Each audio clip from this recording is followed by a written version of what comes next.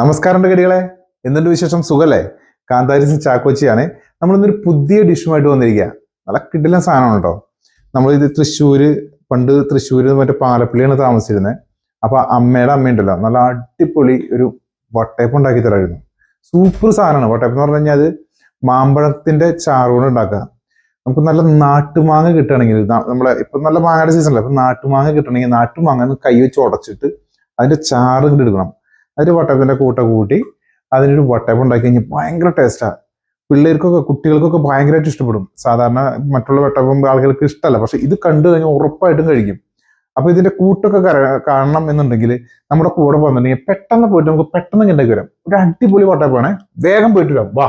വട്ടയപ്പത്തിന് ആവശ്യമായിട്ട് നമ്മൾ ചെറിയ ഒരു കപ്പ് എടുത്തു. അതിലേക്ക് നമ്മൾ 1.5 കപ്പ് പൊടി നമുക്ക് ആവശ്യമുണ്ട്. അപ്പോൾ 1 കപ്പ് പൊടി നമുക്ക് മാവിനും ഒരു 1/2 കപ്പ് നമുക്ക് കപ്പി കാച്ചാനും എടുക്കാം. അപ്പൊ കപ്പി കാച്ചാൻ എന്ന് പറഞ്ഞാൽ നമുക്ക് ഒരു പാത്രം വെക്കാം. ഒരു പാത്രം വെച്ചാൽ അതിലേക്ക് 1/2 കപ്പ് പൊടി ഇടാം. 1/2 കപ്പ് പൊടിയിലേക്ക് നമ്മൾ 1 കപ്പ് വെള്ളം ഒഴിച്ചു കൊടുത്തു കേട്ടോ. 1 കപ്പ് വെള്ളം ഒഴിച്ചു കൊടുത്ത് ചെറു തീയിൽ അതിനെ നമ്മൾ പതുക്കെ ഇളക്കി വേവിച്ചെടുക്കണം. ഇതിനാണ് നമ്മൾ കപ്പി കാച്ചണം. പണ്ടത്തെ ആളുകൾക്ക് അറിയാം ഇതെങ്ങനെയാണ് കപ്പി കാച്ചണം, എന്താണെന്ന് അറിയാത്ത ആളുകൾക്ക് വേണ്ടിയാണ്. ചെറു തീയിൽ നമ്മൾ പതുക്കെ ഇതുപോലെ ഇളക്കി എടുക്കണം. അത് കട്ട കുത്താനും പാടില്ല, അടി പിടിക്കാനും പാടില്ല. അങ്ങനെ പതുക്കെ വേവിച്ച് ഇതുപോലെ അങ്ങോട്ട് ആയി കിട്ടും. നമുക്ക് ഇതേ രീതിയിൽ ആയി കിട്ടുമ്പോൾ അത് നമ്മളൊന്ന് ചൂടാറാൻ മാറ്റി വെക്കണേ. ഇത് മാറ്റി വെച്ച് ഇതുപോലെ ആയി കഴിയുമ്പോൾ നമുക്കൊന്ന് പതുക്കെ മാറ്റി വയ്ക്കാം. മാറ്റിയ ശേഷം നമ്മൾ എടുത്തിരിക്കുന്ന 2 മാങ്ങ, ഈ മാങ്ങയുടെ തൊലി കളഞ്ഞ് ഇതുപോലെ കട്ട് ചെയ്ത് നമ്മൾ മിക്സിയിൽ അടിച്ച് ജ്യൂസ് പരുവത്തിലാക്കി എടുക്കണം കേട്ടോ. ഇതുപോലെ നാട്ടുമാങ്ങയാണെങ്കിൽ ഒരു രക്ഷയില്ല, ഭയങ്കര സ്മെല്ലും കഴിക്കാൻ നല്ല ടേസ്റ്റും ഇതിന് ഭയങ്കര മണമായിരിക്കും. നാട്ടുമാങ്ങ കിട്ടിയാൽ അത് യൂസ് ചെയ്യാം. ഞാനിപ്പോൾ എടുത്തിന് വേറെ മാങ്ങയാണ്. പിന്നെ ആവശ്യമുള്ളത് നമുക്ക് തേങ്ങയാണ്, ഏലക്കായും തേങ്ങയൊക്കെയാണ്. അരിപ്പൊടി നമ്മൾ മാറ്റിച്ച് ഒരു കപ്പ് അരിപ്പൊടിയിലേക്ക് 2 ഏലക്കായ ഇട്ടു, നമ്മൾ തേങ്ങ ഇട്ടു. ഞാനിവിടെ ഒരു 4 ടേബിൾ സ്പൂൺ തേങ്ങ എടുത്തിട്ടുണ്ട്, 4 ടേബിൾ സ്പൂൺ പഞ്ചസാര എടുത്തിട്ടുണ്ട്, ഒരു 1/2 ടേബിൾ സ്പൂൺ നമ്മൾ ഈസ്റ്റും ഇട്ടെടുത്തിട്ടുണ്ട്. അതിനൊപ്പം തന്നെ 4 ടേബിൾ നമ്മൾ ഈസ്റ്റ് എടുത്തിട്ടു. അതിന് ശേഷം നമ്മൾ മാങ്ങ ആ ജ്യൂസ് നമ്മളിതിലേക്ക് ഒഴിച്ചു കൊടുത്തു. മാങ്ങ ജ്യൂസ് ഒഴിച്ചു കൊടുത്ത് അത് നമ്മൾ നന്നായിട്ട് ഇളക്കണം കേട്ടോ.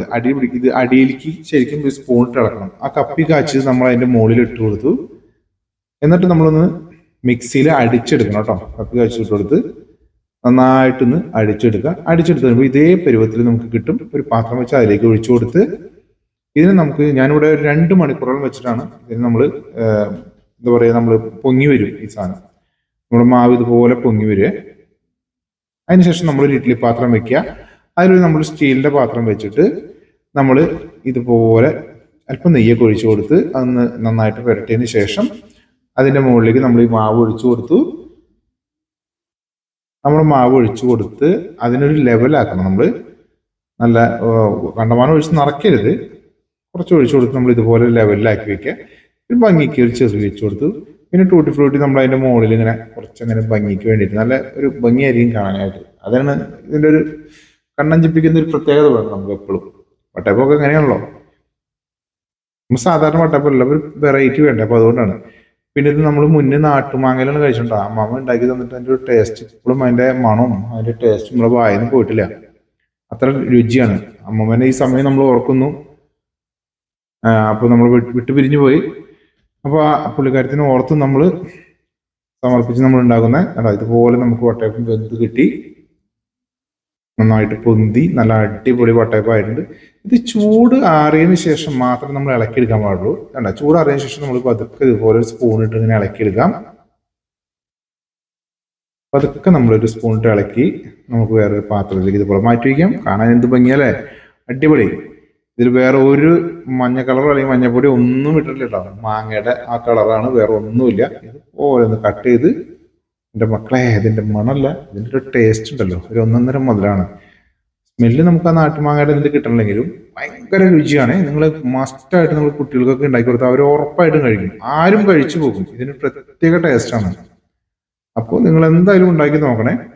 ഇതേമാതിരി നല്ല കിടിലൻ വട്ടയപ്പം ഉണ്ടാക്കി കഴിച്ചു നോക്കുക. എന്നിട്ട് നിങ്ങൾ അഭിപ്രായം പറയണം, കമന്റ് ചെയ്യണം, ലൈക്ക് ചെയ്യണം, ഷെയർ ചെയ്യണം. നിങ്ങളുടെ കൂട്ടുകാർക്കൊക്കെ നമ്മൾ അയച്ചു കൊടുത്ത് നമ്മുടെ കൂടെ ഒന്ന് നമുക്ക് അടിച്ച് പൊളിക്കാം. പുതിയ ഡിഷുകളുമായിട്ട് വരാം നമുക്ക് കേട്ടോ. അപ്പോൾ ഇനി പുതിയ ഡിഷ് വരണമായിരിക്കും, നമ്മുടെ പുതിയ വീഡിയോസ് വരണമായിരിക്കും. എല്ലാവരോടും ബൈ.